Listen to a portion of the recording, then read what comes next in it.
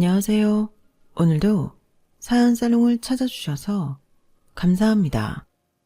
저는 경기도 분당에 살고 있는 30대 후반의 여성이에요. 저는 작년 이맘때 결혼을 준비 중 파혼을 선언하고 계속 싱글로 지내는 중이에요. 나이도 있는데 왜 그랬나 싶은 분들도 계실 거예요. 하지만 제 이야기를 들어보시면 제 심정과 엄마 아빠 마음을 조금은 이해하실 거예요. 남친 어머니가 정말 인성이 개차반이었거든요. 그럼 어떻게 된 일인지 저와 남친의 만남부터 차근차근 이야기해 보도록 할게요. 남친을 만날 당시 저는 한의사로 독립개업을 해서 2년 차였어요. 그전에는 하늘 같은 대선배님의 큰 한의원의 분원에 있었어요.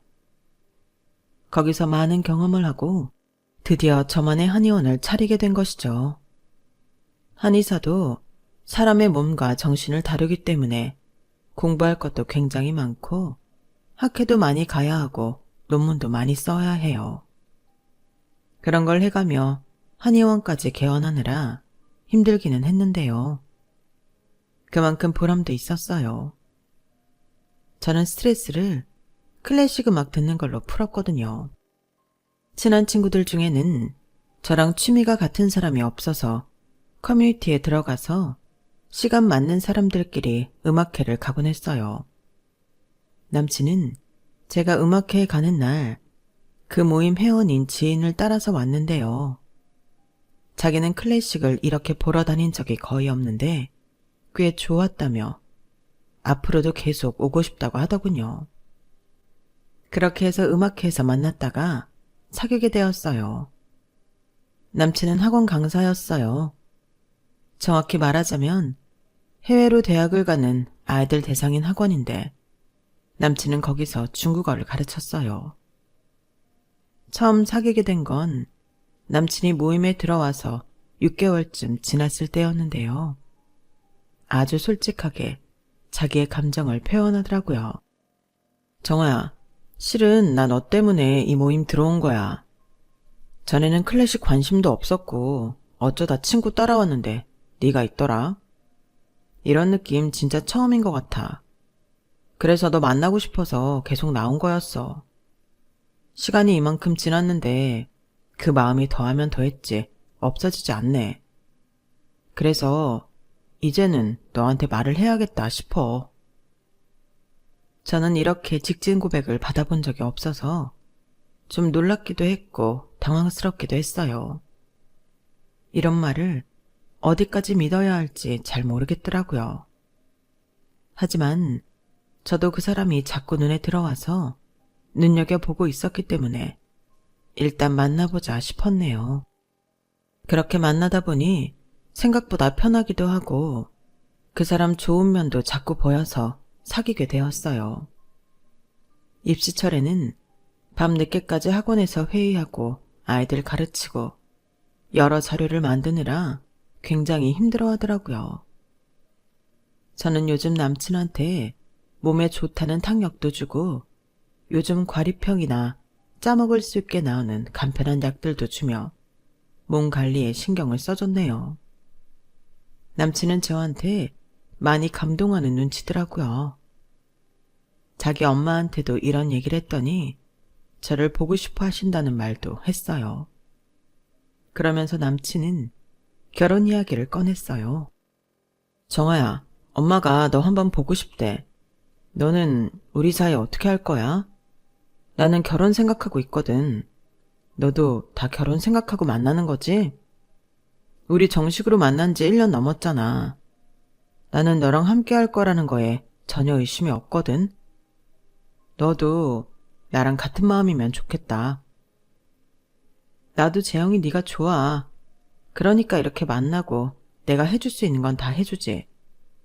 그런데 결혼은 꼭 해야겠다고 생각한 적이 없어서 잘 모르겠어. 그거 대학 정하는 것보다 더 큰 일이잖아. 더 신중하고 싶어. 그래, 결혼이 보통 일은 아니지. 인생의 한 꼭지점 같은 거니까. 나도 그래서 많이 생각해봤어. 나는 너랑 결혼 안 하면 다시는 너 같은 사람 못 만날 것 같아. 너처럼 좋은 직업에 집안 좋은 사람들은 좀 이기적일 거라고 생각했거든. 내가 그 편견이 너를 보면서 깨졌잖아. 나는 정말 진지하게 생각하고 한 말이니까 너도 그렇게 해줘. 그 답이 긍정적인 거면 좋겠다. 이 말을 할 때의 남친은 정말 진지해 보였어요. 저를 어떻게 생각하는지 알 수 있겠더라고요. 그렇다 해도 저는 바로 결혼하고 싶은 마음이 크지 않아서 망설였어요. 그러자 남친은 거의 매일 이벤트를 마련해서 점심시간에 갑자기 호텔에서 주문한 도시락을 보내준다던가 맛있는 간식을 보내주기도 했고 별스럽지 않은 날인데도 꽃도 사주면서 자기 마음을 계속 표현했어요. 우리 학원에서 나처럼 사자 들어가는 사람 사귀는 사람 없다? 다들 나를 얼마나 부러워하는데. 그거에 비해서 너는 어디 가서 나 자랑할 게 없지. 해외 유학학원 강사니까. 네 스펙에 비해서 내가 딸리긴 하지. 정한 이 친구들은 더 직업 좋은 사람들 만나지. 하긴 나 같아도 결혼이 망설여지기는 하겠다. 그거랑은 다르지. 결혼은 내가 정말 하고 싶은 마음하고 상대에 대한 진심이 중요하잖아. 물론 서로가 서로를 잘 이해하고 신뢰가 있다는 게 먼저이긴 해. 나는 재영이 너랑은 신뢰는 있고 서로를 잘 이해할 수도 있다고 생각해. 다른 사람이 변호사랑 만나면 나도 그래야 하나? 내 친구가 고급 공무원 만나면 나도 그래야 돼? 그건 아니지. 사람은 각자 다 다른 건데. 나한테 지금 필요한 건 내가 이렇게 결혼을 하고 싶은 건가 하는 거야. 네가 싫거나 그런 게 아니야. 싫으면 내가 만나겠어? 무슨 말인지 알 것 같아. 근데 우리 나이도 몇 년 있으면 40이잖아. 결혼할 마음이 없는 게 아니라면 한 해라도, 아니 하루라도 빨리 결정해야 되지 않겠어? 지금은 늦게 결혼하는 사람들 많다고는 해도 그래도 한 살이라도 어릴 때 하는 게 좋잖아. 남친 말도 틀린 건 아니었어요. 하지만 저는 나이가 그렇게 중요하다고는 생각 안 했기 때문에 그 부분은 저랑 좀 달랐던 것 같아요. 그러다 한 번은 남친이 손목이 아파서 저희 한의원에 와서 침을 맞고 찜질도 한 적이 있었어요. 시간이 한의원 문 닫을 시간이라서 남친을 제일 마지막에 해주고 직원들 퇴근한 다음에 둘이 같이 나왔네요. 그때 아빠가 대걸레로 건물 1층 로비를 청소하고 있었어요.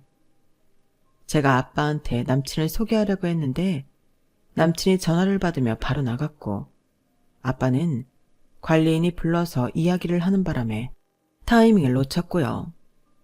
사실 아빠는 제 한의원이 있는 건물 사장이에요. 한마디로 건물주죠.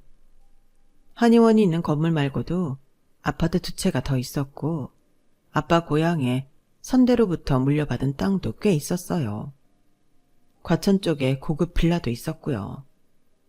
젊을 때 대기업 건축회사를 다니셨고 그러다가 퇴사하고 건축업을 하셨거든요.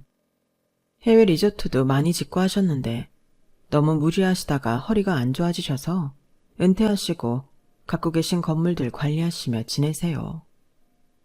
저나 엄마 그리고 언니는 그냥 아무것도 하지 말고 쉬라고 해도 그게 건강에 더 나쁘다며 일주일 내내 순번을 정해서 건물들을 다니며 관리하셨어요. 남친이 한의원에 온 날이 바로 그 건물 순서였던 거고요. 저는 집에 가서 아빠한테 오늘 저랑 같이 있었던 남자 못 봤냐며 이야기를 시작했어요. 그랬어? 아빠는 눈치 못 챘네. 아까 관리소장이 전기시설 손봐야 된다고 하길래 그 이야기 하느라 정신이 없었어. 아빠, 언제까지 그렇게 일일이 직접 쓸고 닦고 할 거야. 건물이 작은 것도 아니고. 나 있는 데만 해도 7층짜리 대형 건물인데 아빠 허리도 나빠지면 어떡하려고 그래. 나중에 남친하고 인사하러 왔을 때 제대로 앉지도 서지도 못하는 모습 보여주고 싶어? 제 말에 엄마가 놀라며 끼어들었어요. 어머, 정아 너 결혼할 남자 있는 거야? 어떻게 그동안 말 한마디 없었어? 음악회 간다고 나갔던 게 혹시 남자 만났던 거니? 음악회 갔던 거 맞아. 그러다가 만난 거긴 하고. 뭐 그쪽에서 결혼을 진지하게 생각해달라고 해서 나도 고민 중이야. 그래? 고민이 되는 거면 뭐 마음에 안 드는 거라도 있는 거야? 엄마도 알잖아. 나 그렇게 결혼 깊이 생각 안 했던 거. 걔가 좋긴 한데 사실 나도 결혼하고 싶은 마음이 있으니까 고민하게 되는 것 같아. 제 말에 아빠가 말씀하셨어요. 그래, 다 네 선택이지. 결정하게 되면 말해라. 그런데 지금은 서로 좋기만 하니까 단점 같은 게 안 보일 수 있어. 물론 모든 장점을 보고 그걸 더 키워야 하는 건 맞지만 사람 관계에서는 내가 싫은 걸 받아들이는 게 정말 어렵거든. 그것도 평생 같이 할 사람이라면 더 그렇지. 그러니까 결혼 준비를 하게 되더라도 좀 객관적으로 보려고 노력해봐. 그럴 때 보이는 단점들을 네가 수용할 수 있을지, 다 품고 살아갈 수 있을지 그게 중요하다. 그때 이미 제 마음은 결혼 쪽으로 많이 기울기는 했어요. 남친이 보여주는 정성이 보통이 아니었거든요. 저한테 이렇게만 해준다면 결혼도 나쁘지는 않겠다는 마음이 들었어요. 하지만 아빠 말씀이 꽤 중요할 것 같다는 생각이 들더라고요. 무엇보다도 아빠는 사업을 하며 많은 사람들을 만나봤잖아요. 말 그대로 산전수전 다 겪으며 이만큼 재산을 불려놓으셨으니까요. 그래서 일단 결혼을 꼭 한다는 것보다 가볍게 인사부터 해보자는 데에 남친과 저는 합의를 보았고 먼저 남친 어머니를 만나보기로 했어요. 아무래도 어른을 먼 데까지 나오게 하기가 좀 그래서 남친 동네로 갔어요. 좀 일찍 도착해서 남친이 사는 아파트까지 가봤죠. 저희 집보다는 평범하다는 걸 알고 있어서 그냥 보통으로 사는구나 생각하고 있었어요. 그런데 저만 치서 누가 막 저를 보고 뛰어오길래 봤더니 남친이더라고요. 저는 뛰지 말라는 뜻으로 손을 흔들어 신호를 보냈어요. 남친은 저를 보더니 막 도로 쪽으로 밀어내더라고요. 아니, 약속 장소에서 기다리지 여기까지 왜 왔어? 엄마가 너 한의사인 거 알고 밖에서 보자고 한 거야. 혹시 우리 집 보고 실망하면 어쩌나 해서. 그럴 거면 만나자고 했겠어? 나 안 그래. 실망하고 말고 할 게 뭐야. 그래도 엄마는 그렇지 않은가 봐. 일단 약속 장소 먼저 나가 있어. 나 엄마랑 금방 갈게. 그렇게 남친이 저를 밀어내는데 별 수 없이 혼자서 약속 장소로 가는데 저만치 보니까 남친이 웬 할머니한테서 옷걸이에 건 자켓을 받아서 가더라고요. 그 옷이 뭔지는 남친과 남친 어머니를 만나고 알았네요. 남친 어머니가 그 자켓을 입고 나왔으니까요. 저를 만난다고 빌린 것 같았어요. 뭐 나름 사정이 있으니까 그러려니 하고 모른 척 했고요. 아, 우리 재영이가 여자친구 한의사라고 하니까 너무 궁금하더라고. 어쩜 얼굴도 이쁜데 한의사고 우리 재영이도 그렇게 잘 챙긴다며? 재영이가 일 많이 하느라 힘든 것 같아서요. 유학 가는 애들 가르치는 거 정말 신경 쓸 것 같아요.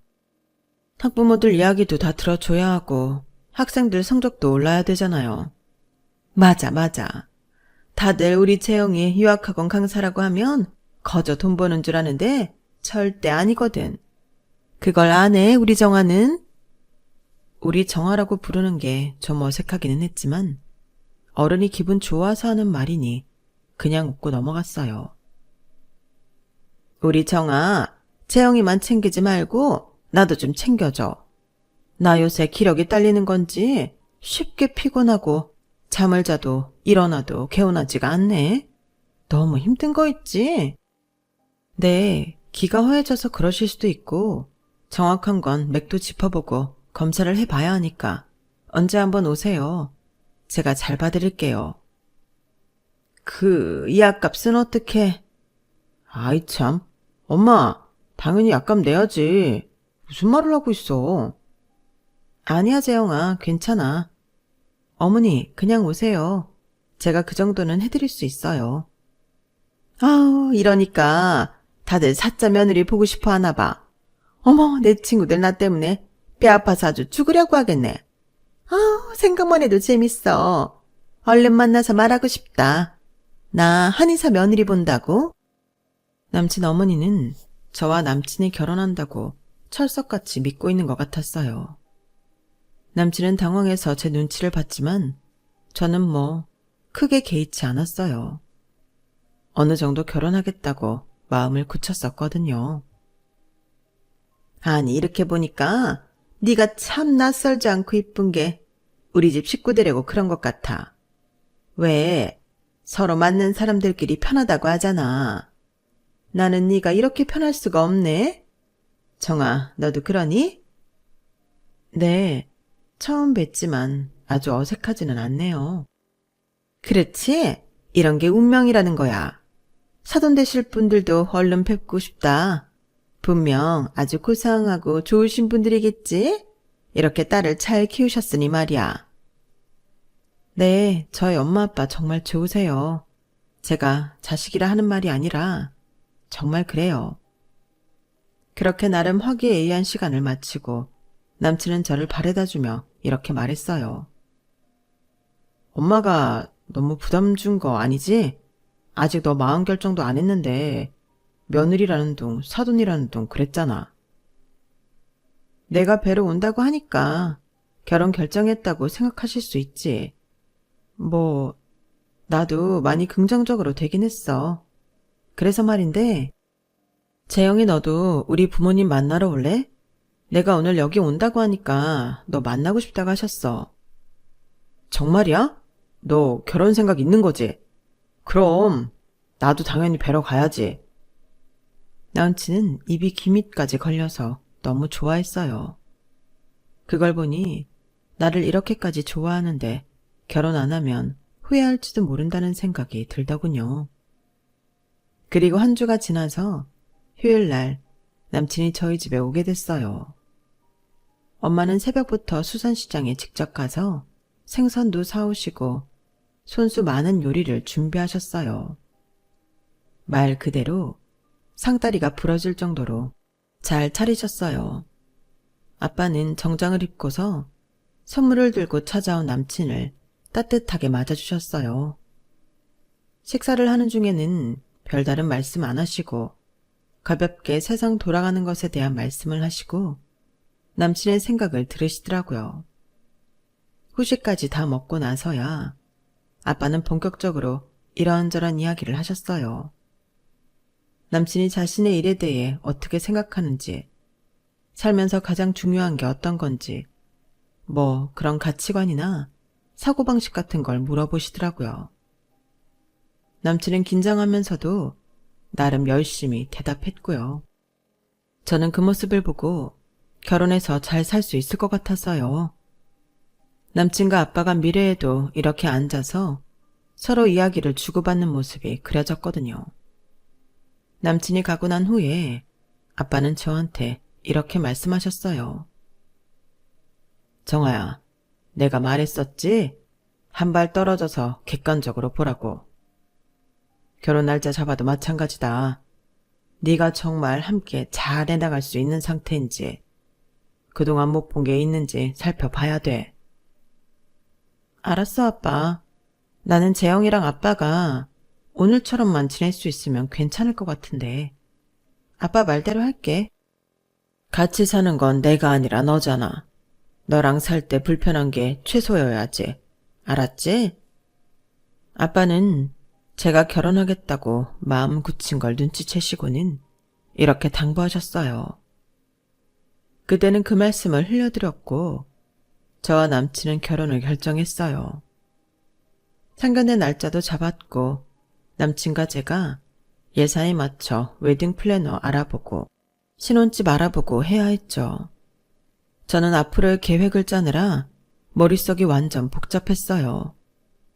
이게 결혼하는 거구나 하고 현실로 다가왔고 뭔가 마음이 이상하더라고요. 그러던 중에 남친 어머니가 불쑥 한의원에 찾아왔어요.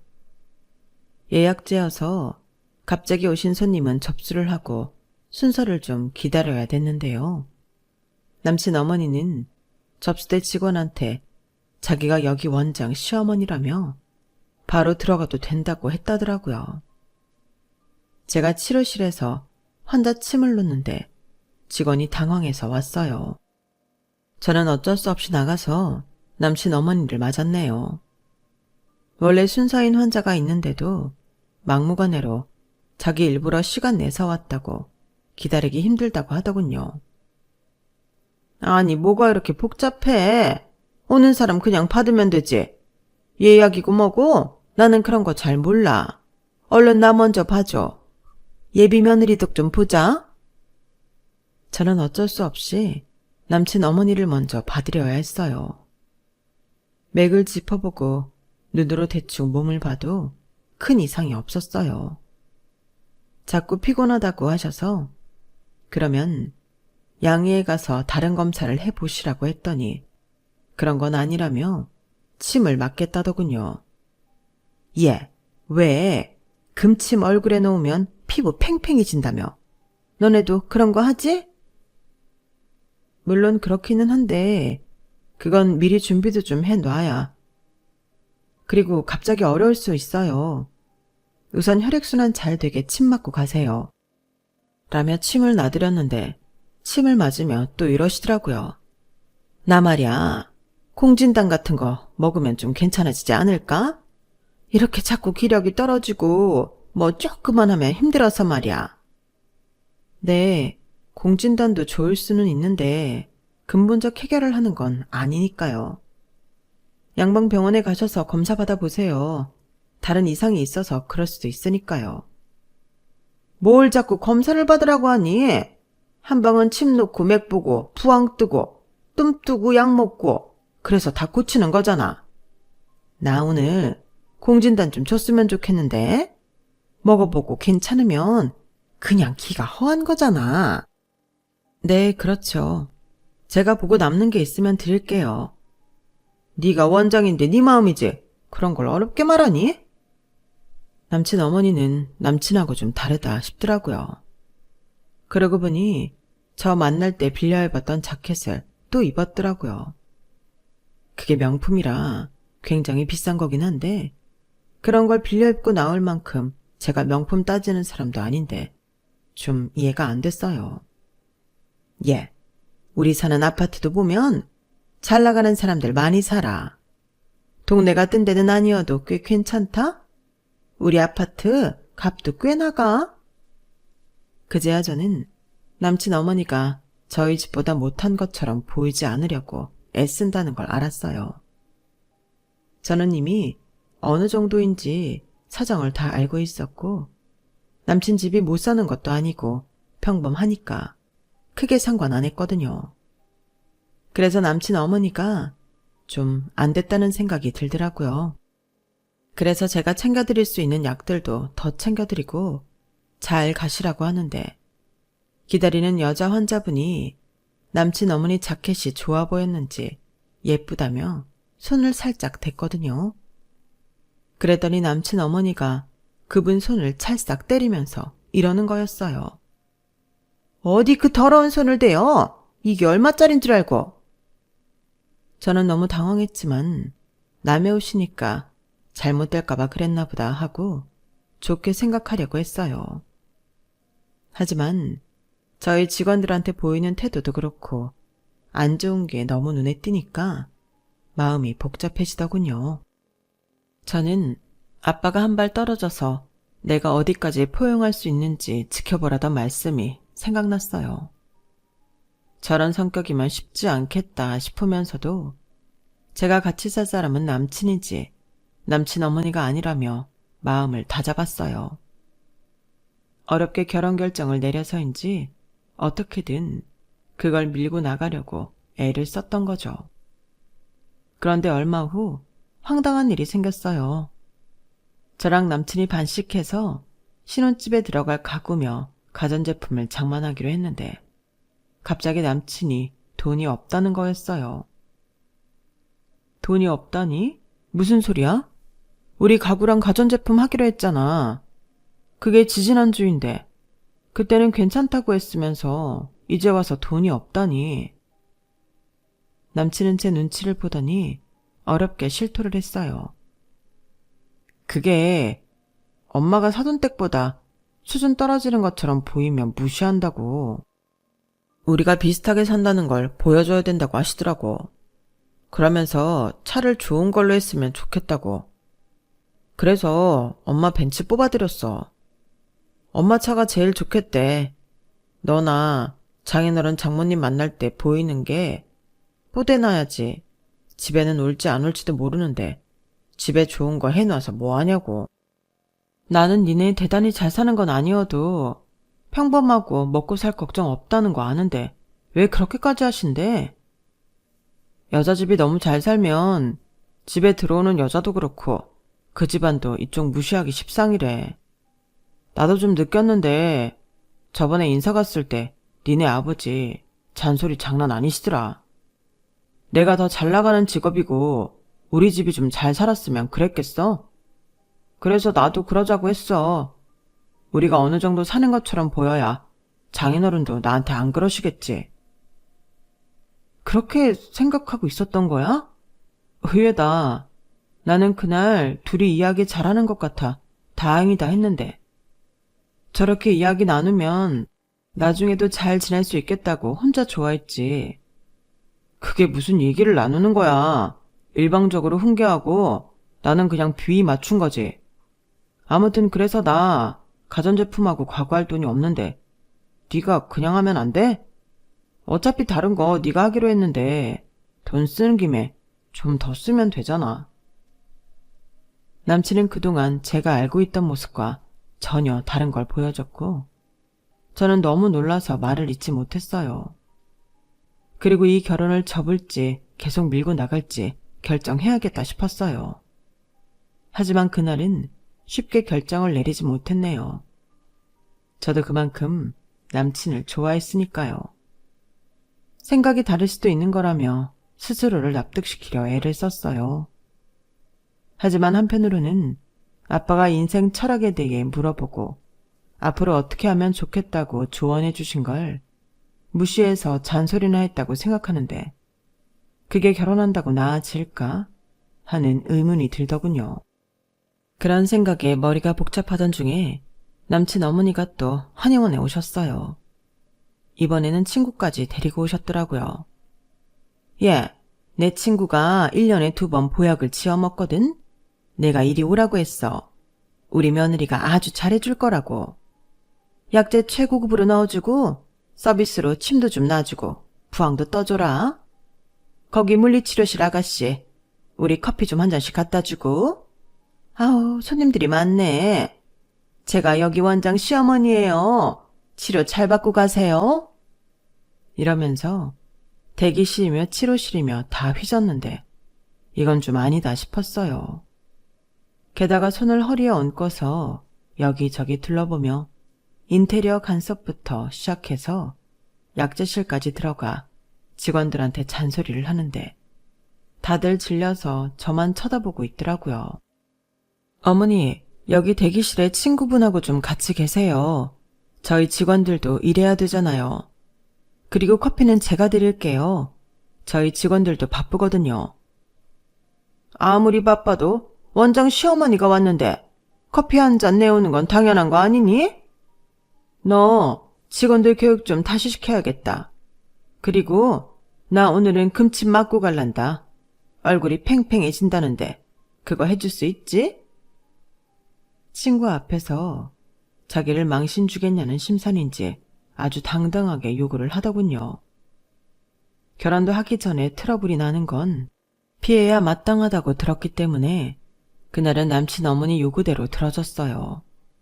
그러면서 정말 한 발 떨어져서 내가 이 사람을 시어머니로 모시고 살 수 있나 생각하기 시작했네요. 결혼 준비를 하면서 원래 합의했던 대로 하지 않고 자꾸 자기 마음대로 하는 남친에 대해서도요.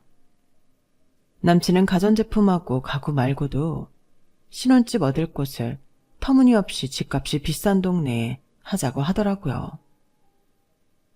거기는 우리 형편으로 감당이 안 되잖아. 장인어른한테 좀 부탁해봐. 그 정도는 해주실 수 있잖아. 정 안 된다고 하시면 장인어른 갖고 계시다는 그 아파트 사람 내보내고 우리가 들어가면 안 되나? 그것도 좋은 방법 같은데? 혹시 그거 받으려는 생각에 그쪽에 집 얻자고 하는 거야? 어? 아니야. 뭘 그런 생각을 해. 나는 기왕이면 나중에 집값 많이 오를 동네가 좋겠다고 생각해서 거기 말한 거야. 근데 보니까 거기 장인어른 아파트가 있잖아. 그럼 땡땡역 있는 데로 갈까? 거기도 아파트 있잖아.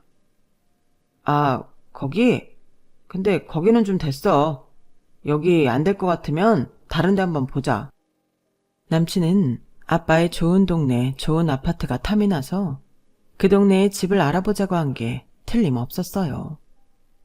저는 과연 이 남자를 제대로 알고 있었나 하는 의문이 들더군요. 그런데 아빠가 일주일이 넘게 기분이 별로 안 좋아 보이시더라고요. 그래서 엄마한테 살짝 물어보니 이렇게 말씀하셨어요. 아, 지난주에 너 한의원 있는 건물 가서 관리소장하고 같이 1층 화장실 점검하다가 건물에 온 손님하고 살짝 부딪혔나 봐. 그런데 아주 생 난리를 치면서 인격적인 모욕을 하더래. 댁하고 자기는 급이 다르다나? 그러니까 자기랑 같은 공간에 있지도 말고 얼른 꺼지라고 했대. 너무하다. 뭐 그런 사람이 있냐? 그런 인간 같지도 않은 사람이 한 말에 뭘 그렇게 신경 쓰신대. 원래 아빠 그런 거 별 신경 안 썼잖아. 나이가 들어서 그런 것 같아. 보니까 다른 건물 새로운 관리소장은 건물주가 이렇게 청소하고 점검하는 걸 부담스러워 하더라. 그 사람은 그럴 수밖에 없지. 아빠가 주인인데 자꾸 와서 뭘 하려들면 편하겠어? 내가 이참에 그만하라고 했는데 모르지 뭐. 안 그래도 아빠는 이번 달까지만 왔다 갔다 하고 저 상견례 하기 전주부터는 이제 건물하고 아파트 순회하면서 관리하는 걸 그만두시겠다고 했어요. 이거 잘못하다가는 우리 딸도 청소부 딸이라고 오해받겠다 싶더구나. 사람을 직업적으로 차별하면 안 되는데 참, 사람들이 왜 그러는지 원. 어떤 직업을 갖고 있느냐보다 일을 어떻게 하느냐가 더 중요한 건데 말이야. 물론 이상한 직업을 갖는 건 안 되겠지만 말이다. 아빠는 그렇게 언짢은 마음을 표현하시고 다시는 말씀하지 않으셨어요. 저는 잘 생각하셨다고 언니에 이어 저도 결혼하니까 이제는 좀 쉬시라고 하며 저 상견례 나갈 생각만 하시라고 했네요. 그런데 그 상견례는 영원히 못하게 되어버렸어요. 그게 남친 어머니가 또 한의원을 방문한 날이었어요. 바로 문제의 그 벤치를 끌고서요. 그나마 그날은 미리 저한테 전화를 줘서 시간을 따로 비워놓을 수 있었어요. 남친 어머니는 직원들한테 전보다 더 거드름을 피우며 이것저것 요구하더라고요. 그날은 봉침까지 맞고 저한테 어깨랑 다리도 주무르라고 해서 아예 마사지를 받고 계산할 생각은 눈꼽만큼도 안 하고 나가더군요. 보다 못한 직원 한 명이 저한테 이렇게 말하기까지 했어요. 원장님, 결혼 꼭 하셔야 돼요? 세상에 좋은 사람들도 진짜 많은데. 대답은 안 했지만 저도 이거 진도 더 나가기 전에 접어야 되지 않을까 하는 마음이 들고 있었어요. 그런데 얼마 안 가서 관리실 직원이 저한테 전화를 했더라고요. 빨리 주차장으로 좀 가보세요. 사장님한테 어떤 아줌마가 막 난리치고 장난 아니에요, 지금. 저는 기분이 쎄했어요. 설마 혹시 그 아줌마가 남친 어머니는 아니겠지. 아닐 거야 하며 두근거리는 가슴을 안고 내려갔어요. 왜 나쁜 예감은 틀리지 않는다는 말이 있죠. 아빠한테 호통을 치고 있는 건 남친 어머니였어요. 삿대질을 하며 고래고래 소리 지르는데 들어보니까 아빠가 남친 어머니가 여기 왔을 때 주차를 했나 보더라고요. 그런데 나가려고 보니 약간 벽에 스친 자국이 보였대요. 그것 가지고 이 난리를 치고 있는 거였어요. 당신 당장 무릎 꿇어. 안 꿇어? 나 가만 안 있을 거야. 이 차가 어떤 차인데 당신 같은 사람이 이렇게 거칠게 다뤄? 죄송합니다, 사모님. 저게 그냥 닦으면 지워질 것 같긴 한데 그래도 뭐 도색이나 다른 공정이 필요하다고 하면 영수증 청구하세요. 제가 다 지불할게요. 다 됐고 똑똑한 척 이성적인 척 하지 말고 당장 무릎 꿇고 잘못했다고 빌어요. 이 차 당신 목숨보다 비싼 차인 건 몰라요? 저는 순간 완전히 성이 날아가서 관리실에 있던 야구방망이를 들고 밖으로 나갔어요. 남친 어머니는 저를 보더니 아주 반가운 표정으로 이렇게 말했어요. 야, 마침 잘 됐다. 여기 이 영감쟁이가 내 차에 흠집을 냈지 뭐니? 지난번에 왔을 때도 앞에서 깔짝대더니 아주 끝까지 사람 불편하게 한다. 저는 함부로 짓거리는 시어머니를 지나쳐서 벤츠차 앞에 가서 야구방망이를 마구 휘둘렀어요. 차를 미친 듯이 깨부숴서 앞이 엉망이 되었죠. 그걸 본 시어머니는 말도 제대로 못하고 얼굴이 하얘졌더군요. 저는 분이 안 풀려서 씩씩대다가 아빠 주머니를 뒤져 거기에 있는 명함을 시어머니 면전에 집어 던졌어요. 여기로 차 수리 비용을 청구하든지 아니면 차 다시 사내라고 하든지 알아서 하세요. 그 돈 내가 줄 테니까. 저는 그러면서 아빠 손목을 끌고 건물 안으로 들어갔어요. 뒤늦게 아빠 명함을 확인한 시어머니는 어느새 저희를 따라와 저희 앞을 막아서더라고요. 저기 그러니까 이분이 너 정아 아버님이셔? 사돈 어른이야? 아니 왜 사장님이 이런 허드렛 일을 하셔서. 죄송합니다 어르신. 정아 아버님인 줄 알았으면 안 그랬죠? 아니 그러게 왜 돈도 있는 양반이 이런 일을 하세요? 사람들한테 무시당하기 딱 좋잖아요. 그리고 정아 너도 성격 보통 아니다. 아무리 그래도 그렇지 어떻게 차를 저 지경으로 만들어 놓니? 그 차 대개 아들이 신혼혼수 반반씩 하기로 했던 돈으로 산 거야. 그건 알아요? 아줌마 그냥 돈 청구하고 다시는 보지 맙시다. 내가 정식 결혼한 것도 아니고 혼인신고한 것도 아니고 그냥 이대로 끝내는 게 피차 좋을 것 같아요. 청아, 너 내가 네 아빠한테 그래서 속상했니? 그런데 그런 상황은 누가 봐도 사돈 어른이 무시당할 만한. 주차를 하고 화장실 점검을 하고 있으면 무시당해도 되나요? 그런 게 어딨어요. 저는 하는 일 가지고 그러는 분 시어머니로 못 모시고 살 것 같아요. 그리고 저희 눈앞에 당장 중요한 일들을 처리하기로 해놓고 자기네 집 있어 보여야 된다며 돈을 쓰는 재영이하고도 잘 살기 힘들 것 같고요. 아니 살고 싶지 않아요. 결혼은 없었던 걸로 하고 여기서 접죠. 벌써부터 이 말을 하고 싶었는데 저는 나름 좋게 보려고 노력했거든요. 근데 아닌 것 같아요. 저한테 차 얼마인지 문자 보내세요. 제 번호 아시잖아요. 그리고 제가 아빠와 엘리베이터에 타려고 하자 남친 어머니는 아빠 앞에 무릎을 꿇고 싹싹 빌었어요. 사돈어른, 제가 잘못했습니다. 제가 미처 몰라서 큰 실수를 했어요. 부디 마음 푸시고 정아한테도 잘 말해주세요. 제가 정아한테 부탁했던 게 하나 있죠. 평생을 같이 할 수 있는 사람들인지 객관적으로 보고 판단하라고. 그런데 못하겠다고 하지 않습니까? 저도 이런 식으로 사람 위에 사람 있고 사람 밑에 사람 있는 집에 딸 보내고 싶지 않습니다. 살다가 무슨 일이 생길지 모르는데 혹여 우리 집 재산이 떨어지고 나면 우리 딸한테 어떻게 할지 누가 알겠습니까? 아우, 아니에요, 사돈.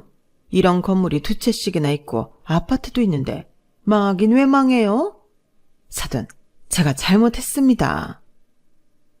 재영이 어머님은 뭐가 문제인지 정말 모르시는 것 같군요.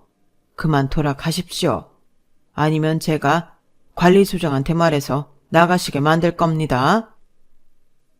아빠가 점잖지만 단호하게 말씀하시자 남친 어머니는 어쩔 수 없이 건물을 나갔어요.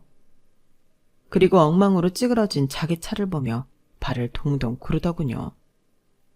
저는 바로 들어와서 남친 계좌로 자가용 값을 보내주고 전화했어요. 우리 안 되겠다. 결혼 첩자. 너 우리 아빠 아파트 공짜로 얻으려고 했던 속셈도 알았고 니네 엄마 우리 한의원이 자기 거인 것처럼 굴고 행세하는 것도 다 알거든. 내가 더 긴 말 안 할 테니까 오늘 일 니네 엄마한테 들어. 그럼 다시 보지 말자. 연락하지 마. 끊는다.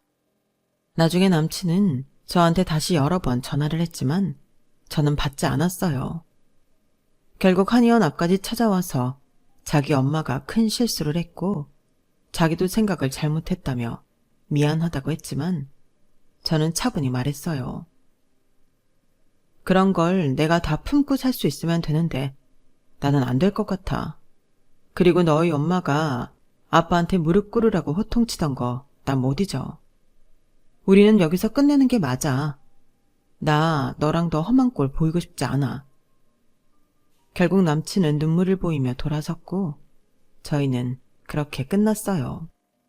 사람을 겉모습으로 판단하지 말라는 말은 다들 쉽게 하지만 막상 그걸 지키는 사람은 드문 것 같네요.